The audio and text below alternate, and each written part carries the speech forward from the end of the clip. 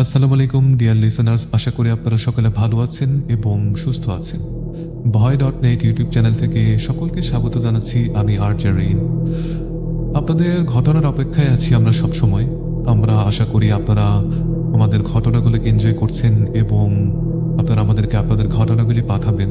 তো আমাদেরকে যদি আপনি আপনার ঘটনাটা পাঠাতে চান, তাহলে আপনাদেরকে যেটা করতে হবে সেটা হচ্ছে আপনাদেরকে আমাদের ইমেল অ্যাড্রেসটা একটু মনে রাখতে হবে, যা হচ্ছে আসলে voy.net@gmail.com, যার স্পেলিং হচ্ছে BHOYDOTNET@gmail.com।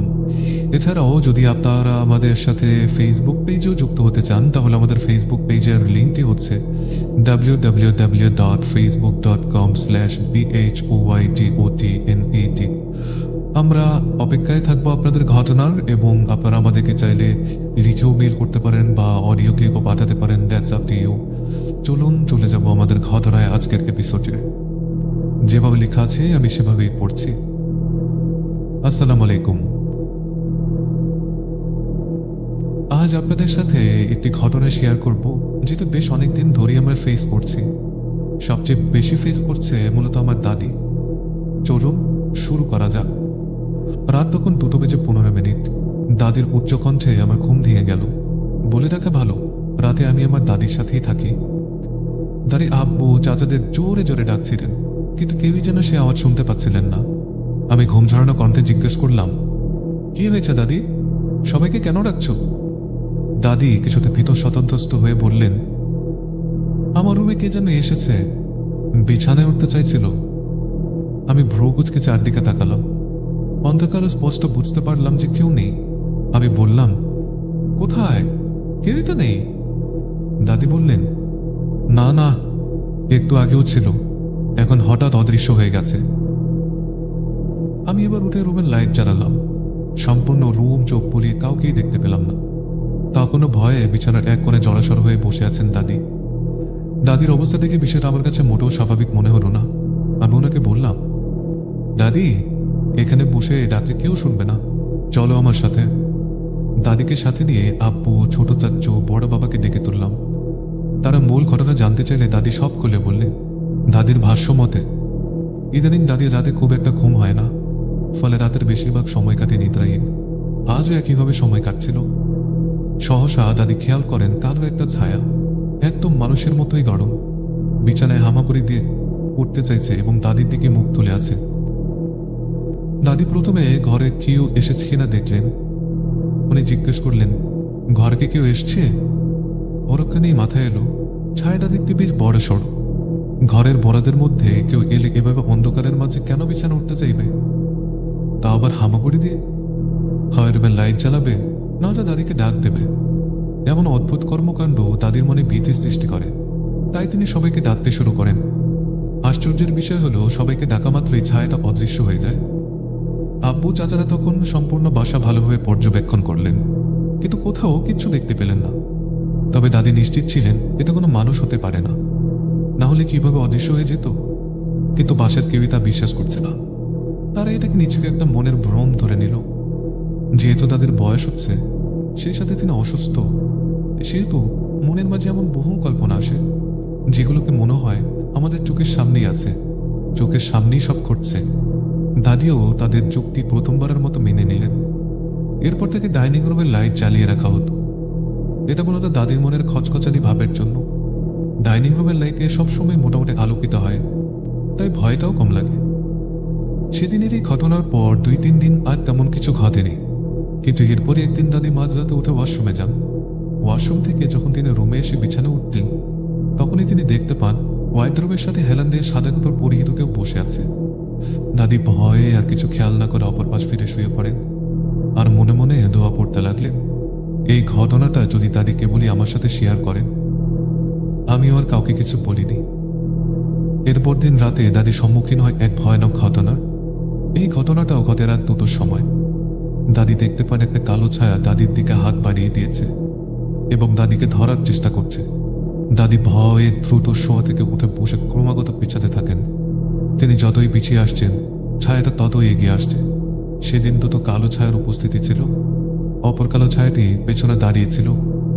দাদি ভয়ে চিৎকার করছেন আর বলছেন, না না না, আমাকে না, আমাকে ধরো না, ধরো না আমাকে, আমাকে ছেড়ে দাও, আমাকে ধরো না, ধরো না আমাকে, আমাকে দয়া করে ধরো না। কিন্তু ছায়া থেকে কোনো নড়ছড় নেই। সে ঠিকই তার হাত দুটো পাড়িয়ে দাদিকে ধরার চেষ্টায় মত্ত। দাদি ভয়ে কোনো সুরও ঠিকঠাক পড়তে পারছিলেন না। তবে তিনি শুনেছেন ছায়াটা কিছু একটা বলছে, কিন্তু কি বলছে তা বুঝতে পারেননি। দাদির চিৎকারে প্রথমে ছোট চাচা ছুটে আসে। রুমের লাইট না জ্বালিয়ে দাদিকে এসে জড়িয়ে ধরে। ছোট চাচা আসার কিছুক্ষণ পর ছায়াটা দাঁড়িয়েছিল, কিন্তু দাদি ব্যতীত তাকে কেউ দেখতে পায়নি। পরক্ষণে আব্বু, বড় বাবা, আম্মু, চাচি সবাই এসে রুমের লাইট জ্বালায় এবং দাদি স্পষ্ট দেখতে পান ছায়াটা কিছু একটা বলতে বলতে অদৃশ্য হয়ে গেল। প্রথম দিন দাদির ডাক শুনতে পায়নি, তাই এরপর থেকে সবাই একটু সতর্কতার সাথে ঘুমতো, যেন দাদি ডাকতে তারা শুনতে পায়। দাদি তাদের সব খুলে বললেন। ঘটনা শুনে এবার তারাও কিছুটা ভয় পেল। সত্যি কি তাহলে কিছু আছে? তখন বড় বাবা বললেন আর একদিন অপেক্ষা করতে। এই একদিনে দাদি আবারও সেই ছায়াটা দেখতে পান কিনা সেটা জেনে তখন একজন হুজুরকে ডেকে পাঠানো হবে। সবাই মেনে নেয়। এর পরের দিন ভোরবেলা 6টা বাজে।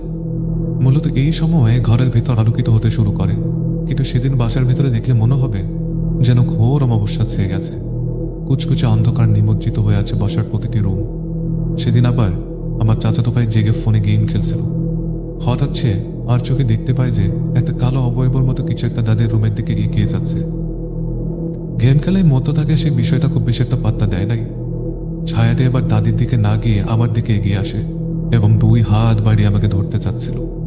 ভাগ্যক্রমে সে সময় দাদির ঘুম ভেঙে যায় এবং এই দৃশ্য দেখে তিনি চিৎকার করতে থাকেন। দাদির চিৎকারে সবাই ছুটে আসে এবং সবটা শুনে সিদ্ধান্ত নেয় যে আজকে একজন হুজুরকে ডেকে পাঠানো হবে। বড় বাবা একজন হুজুরের সাথে বিষয়টি নিয়ে আলোচনা করলে হুজুর বলেন এটা ভালো কোনো কবিরাজ ডেকে আনতে হবে। তবে তিনি বলেন দাদির বয়স হচ্ছে তো, তাই এটা মনের ভুলও হতে পারে। কিন্তু সবাই ততদিনে নিশ্চিত এটা কোনো মনের ভুল বা বিভ্রম নয়, এটা সত্যি অশরীর জাতীয় কিছু। কারণ সবাই তখন বিষয়টা অনুভব করতে শুরু করেছে। আম্মুর কাছে প্রায়ই মনে হয় ডাইনিং রুম জুড়ে কেউ যেন হাঁটছে। মাঝে মাঝে মনে হয় অদ্ভুত কোণ থেকে আম্মুর নাম ধরে ডাকছে। এর মাঝে একটা বিশেষ দরকার আমাদের গ্রামের বাড়িতে যেতে হলো। ফলে গ্রামে যে কতদিন আমরা থেকেছিলাম সে কয়েকদিন আর বিশেষ কোনো সমস্যা হয়নি। গ্রামে একজন পীর সাহেবের সাথে আব্বু বিষয়টা নিয়ে কথা বললে তিনি দাদিকে এবং আমাকে একটি তাবিজ দেন এবং বলেন তিনি একদিন বাসায় এসে বিষয়টা দেখতে চান, কিন্তু ওনার নানা ব্যস্ততার কারণে তিনি আর আসতে পারেননি। এর মাঝে আমরা গ্রাম থেকে শহরে চলে আসি। গ্রাম থেকে আসার পর এর উৎপাত যেন আরো বৃদ্ধি পায়। দাদি মাঝরাতে দেখতে পেতেন কালো ছায়াটা কিছুটা দূরে ঘুরঘুর করছে, কিন্তু কাছে আসছে না। হয়তো তাবিজের কারণেই। কালো ছায়াটা বিকট শব্দ করত, টেবিল কাচের উপর করাঘাত করত ও রুম জুড়ে হাঁটত। অপরদিকে আমার চাচাতো ভাই সেদিন আর চোখে ছায়াটাকে দেখার পর থেকে কেমন যেন ভয় পেত। সাহসী ছেলেটা দিন দিন ভীত হয়ে গেল, ভয়ে নিতিয়ে থাকত। ফলে তার জন্যও তাবিজ আনা হয়। একদিন আবার আম্মু মনে পড়ে আম্মুর এক দূর সম্পর্কের আত্মীয় একজন ভালো কবিরাজ। তিনি দূর থেকে ঘটনা শুনেই বলে দিতে পারেন। আম্মু ফোনে ওনার সাথে যোগাযোগ করেন এবং সবকিছু খুলে বলেন। তিনি সবটা শুনে জিজ্ঞেস করেন দাদি যখন ভয় পায় তখন ওনার মুখ বেঁকে যায় কিনা বা মুখে কিছুটা বিকৃতি আসে কিনা। এই কথা দিনে দাদি যতবারই ভয় পেয়েছেন ওনার মুখ সত্যি কিছুটা বেঁকে যেত, দেখতে কিছুটা ভয়ঙ্কর লাগত। তখন সেই কবিরাজ বলেন এটা আর কিছু না, এটা হলো পিশাচ। আর এই জাতীয় পিশাচকে বলা হয় দেও পিশাচ। তিনি বলেন এরা বেশ লম্বা থাকে, নখগুলো থাকে বড় বড়, হাতগুলো বড় থাকে। এর দেহ কুচকুচে এবং এরা একবার কোথাও প্রবেশ করলে সহজে বের হতে চায় না। এরা যাদের ধরতে চায় মূলত তাদেরকেই দেখা দেয়, আর কেউ তাদের দেখতে পায় না। বিষয়টা গিয়ে দাঁড়াচ্ছে এটা দাদিকে ধরতে চাচ্ছে, কারণ তিনি ব্যতীত আর কেউ ছায়াটাকে দেখতে পাননি। আম্মু ভীষণ ভয় পেয়ে যান এবং ওনাকে অনুরোধ করেন একদিন বাসায় এসে যেন দাদির শরীর আর বাসাটাকে বন্ধ করে দিয়ে যান। তিনি আশ্বাস দেন একদিন অবশ্যই আসবেন। আম্মু দাদিকে এই বিষয়ে কিছু বলেননি, কারণ তিনি এমনিতেই ভয়ের মাঝে আছেন। এসব শুনলে ওনার ভয়ের পরিমাণ আরো বেড়ে যাবে। কিন্তু দাদি একদিন বলেন তিনি তো এতদিন কেবল ছায়াটাকে দেখেছেন, এবার একদম সশরীরে দেখতে পাচ্ছেন সেই ছায়াটার আসল রূপ। ডাইনিং রুমে রান্নাঘরের সামনে দাদির রুমের দিকে মুখ করে বসেছিল সে। শরীরে কোনো রকম একটা কাপড় পেঁচানো, নখগুলো লম্বা লম্বা, দাঁতগুলো বড় বড়, কালো লোমে ঢাকা সম্পূর্ণ দেহ। মুখটা দেখতে কি বৃষ্টি আর ভয়ানক। যেহেতু এটা দাদির থেকে দূরেই ছিল তাই দাদি মনে সাহস জুগিয়ে সুরা আয়াতুল কুরসি পাঠ করে ঘুমানোর চেষ্টা করলেন। তাদের মুখে এমন বিবৃতি শুনে আমরা সবাই চিন্তিত হয়ে গেলাম এবং নিশ্চিত হলাম যে এটাই পিশাচ। কিন্তু কেন এটা তাদেরকে কেবল ধরতে চাচ্ছে? কি উদ্দেশ্য নিয়ে এসেছে? এর উদ্দেশ্য কি শুধু তাদের ক্ষতি সাধন করা, নাকি অন্য কিছু আছে? কারণ এখনো অজানা। এখনো সেই কবিরাজ আসতে পারেননি, কিন্তু তিনি বা আসতে কেন এত দেরি করছেন? অপরদিকে গ্রামের সেই পীর সাহেবও যেন কিছু একটা লুকিয়ে গিয়েছেন, যা ওনার সাথে কথা বলার সময় আব্বু বুঝতে পেরেছিলেন। এইসবই যেন রহস্যজনক। সেই রহস্যের বেড়াজাল আটকে রয়েছে আমাদের বাসার প্রতিটি মানুষ। মূলত এই ঘটনার রহস্যের এখনো চূড়ান্তভাবে সমাধান হয়নি। তবে এই কতদিনে যা যা ঘটেছে এবং যা যা জানা গেছে তাই আপনাদের সামনে উপস্থাপন করার চেষ্টা করব। আশা করি আপনারা বুঝতে পারবেন। পিশাচকে সশরীরে দেখার পর দাদি মনে ভয় আরো দ্বিগুণ বৃদ্ধি পায়। দিনের বেলা তো দাদি কোনো রকমে একা রুমে থাকতে পারতেন না, সাথে কাউকে না কাউকে থাকতে হতো। আর রাতের বেলায় প্রতিদিনে দুটো বাজলে তিনি ছায়া দেখতে পেতেন। পুরো রুম জুড়ে ঘোর ঘোর করত, কিন্তু দাদির কাছে আসতো না, কারণ দাদির শরীরে পীর সাহেবের তো তাবিজ ছিল। এমনই এক রাতে হঠাৎ ঘুম ভেঙে যায় এবং উনি দেখতে পান, যেই জিনিসটা উনি দেখতে পান তাতে ওনার গা কেঁপে ওঠে। তিনি দেখতে পান আমার মাথার উপর দুটো কালো হাত বাড়িয়ে দেওয়া এবং মুহূর্তের মাঝে হাত দুটো দাদির মাথার উপর চলে আসে। দাদি ভয়ে ক্রমাগত ঢোক গিলতে থাকেন। তিনি সেদিন আর কাউকে ডাক না দিয়ে দেখতে চাচ্ছিলেন হাত দুটো কি করতে চায়। কালো কুচকুচের লোমযুক্ত হাত, যা মানুষের আত্মা কাঁপাতে সক্ষম। হাত দুটো কয়েক সেকেন্ডের মতো উপরে ছিল এবং এরপরে দাদির মনে হলো হাত দুটো ছট করে সরিয়ে ফেলেছে। সেইখানে কানে ভেসে আসে আর কারো চলে যাওয়ার ধূপধাপ আওয়াজ এবং অদ্ভুত চিৎকারের শব্দ। এমন শব্দ দাদি আগে কখনো শোনেননি। তিনি যতটুকু বুঝতে পারলেন তাতে বিষয়টা দাঁড়ায় যে চিৎকারটা পিশাচেরই ছিল। পিশাচের অত্যাচার দিন দিন বাড়তে থাকে। দাদিকে ধরতে না পেরে জেদ এবং রাগ ছেঁকে বসেছিল মেবি তার উপরে। ওনাকে নানাভাবে ভয় দেখে কাবু করার প্রচেষ্টা ছিল সে। দাদি প্রায় দিনই দেখতেন কালো ছায়াটা কোথা থেকে দৌড়ে রান্নাঘরে প্রবেশ করত এবং জিনিস ফেলে দেওয়ার শব্দ আসতো সেখান থেকে। তিনি যে রুমে থাকেন ছায়াটা কেবল সেই রুমেই দেখা যায়, অন্য কোনো রুমে কেউ কখনো দেখেনি। তাই সবার পরামর্শে একদিন ওনার কাছে রুমটা চেঞ্জ করার কথা বলা হয়। ছায়াটা সেই রুমে দেখা যায় কিনা তা যাচাই করার আশায় তিনি সেদিন যে রুমে থেকেছিলেন রাত 2টো বাজে সেখানেও কেমন যেন ভাঙচুরের আওয়াজ ওর কানে বাড়ি খায়। মনে হচ্ছিল ওনার কানের কাছে দাঁড়িয়ে শব্দটা হচ্ছে। দাদি ভয়ে ভয়ে চোখ করেন এবং দেখতে পান লম্বা কালো ছায়াটা ওনার কাছেই দাঁড়িয়ে আছে। তিনি চিৎকার করলে সবাই রুমে এসে লাইট জ্বালায় এবং লাইট জ্বালানোর সাথে সাথে ছায়াটা অদৃশ্য হয়ে যায়। এই থেকে বোঝা যায় দাদি যে রুমেই যাবেন ছায়াটা সেখানেই থাকবে, যা দাদি ব্যতীত অন্য কারো চোখে ধরা দেবে না। এরই মাঝে বড় বাবা মধ্যরাতে ঘুম থেকে ওঠেন পানি পান করার জন্য।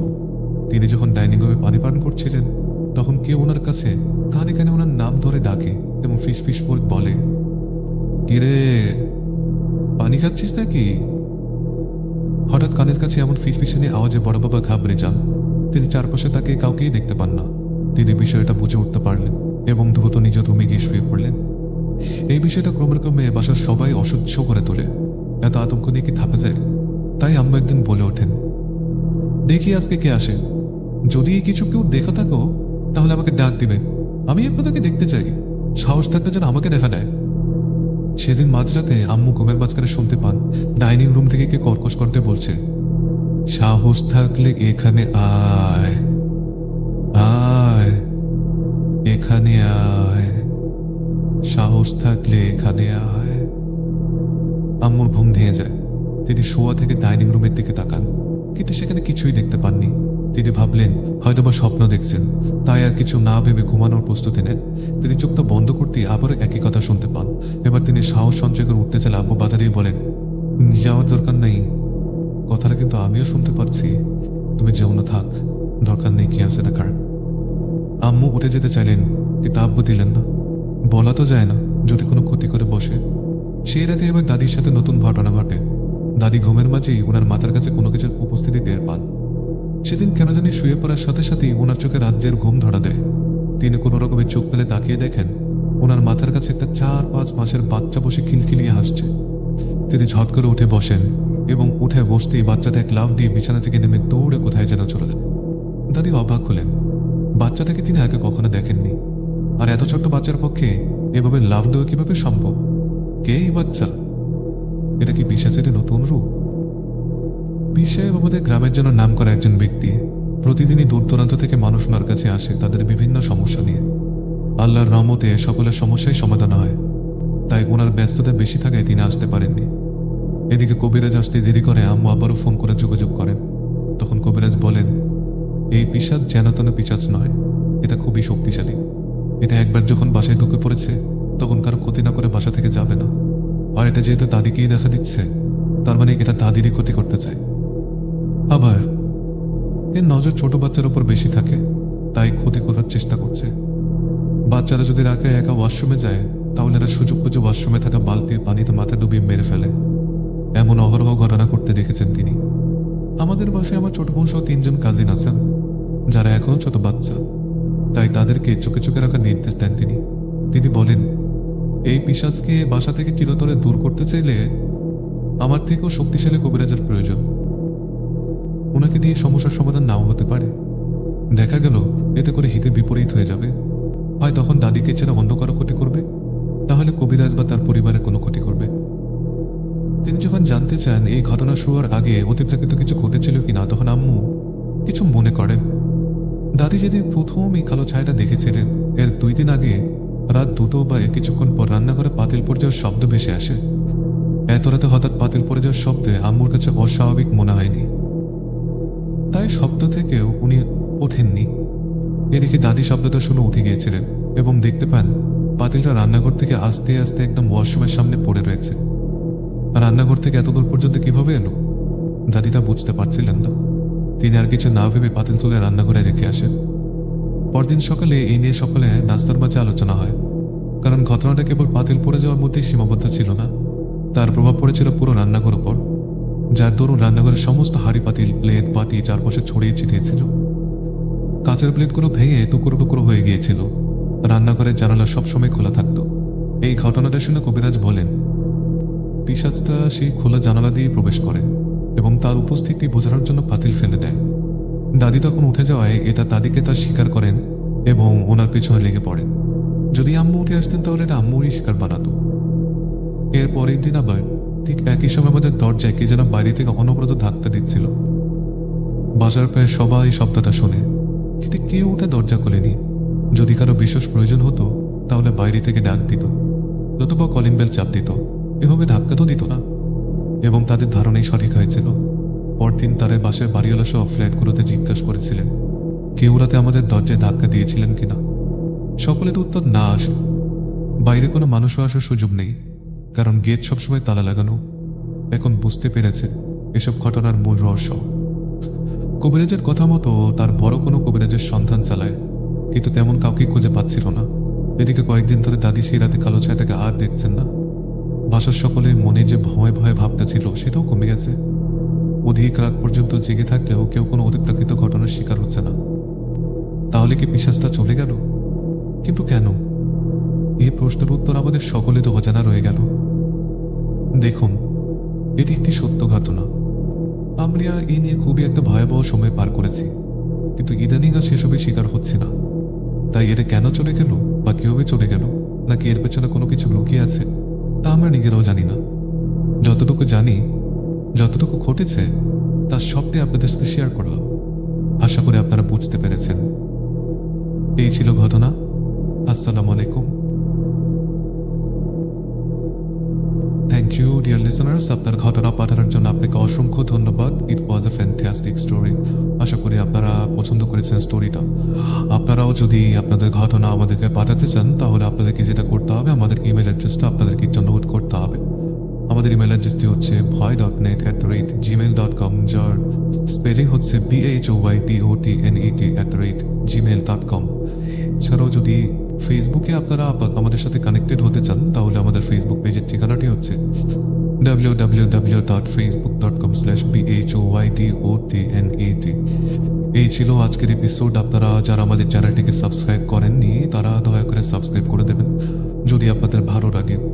আর যদি ঘটনা পছন্দ করে থাকেন তাহলে অবশ্যই লাইক করবেন, শেয়ার করবেন এবং আমাদেরকে জানাবেন আমরা কি ধরনের পদক্ষেপ নিতে পারি বা কিভাবে ইমপ্রুভ করতে পারি, বা কেমন কন্টেন্ট আপনারা আমাদের কাছে চাচ্ছেন বা আপনারা আশা করছেন।